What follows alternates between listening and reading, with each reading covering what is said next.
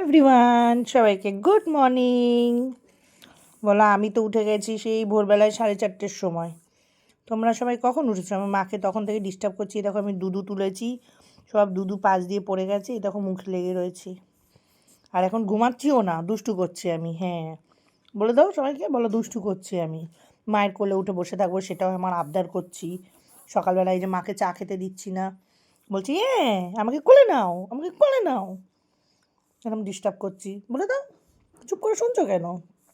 বলে দাও। বলো রাখলে পরেই আমি করছি, মানে আমাকে কোলে নাও। বলো কিছু, বলো কিছু, বলো। চুপ করে শুনছো কেন? বলো কিছু, বলো, বলো। শোনো, শোনো, শোনো, বলো হ্যালো। আমি আমি মায়ের সোনু বলছি, মায়ের আদর। হুম, বলো এখন আমি দুষ্টুমি করছি, দেখো সবাই। বলে দেখেছো? আর বড় বড় চোখ করে সব দিকে দেখছি। এখন আমার চোখ বন্ধ হবে না, এখন ঘুমাবো না আমি। এখন দুষ্টু দুষ্টু করবো মায়ের কোলে উঠে। এই যে মা কোল নাড়াচ্ছে, এটাই আমার আনন্দ, যে মায়ের কোলে আছি। এটাই আমি বুঝতে পারি মায়ের কোলে আছি।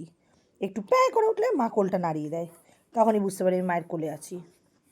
হ্যাঁ হ্যাঁ, বলো মায়ের চা খাওয়া বন্ধ, মায়ের কাজ করা বন্ধ, মা আমাকে নিয়ে বসে থাকবে।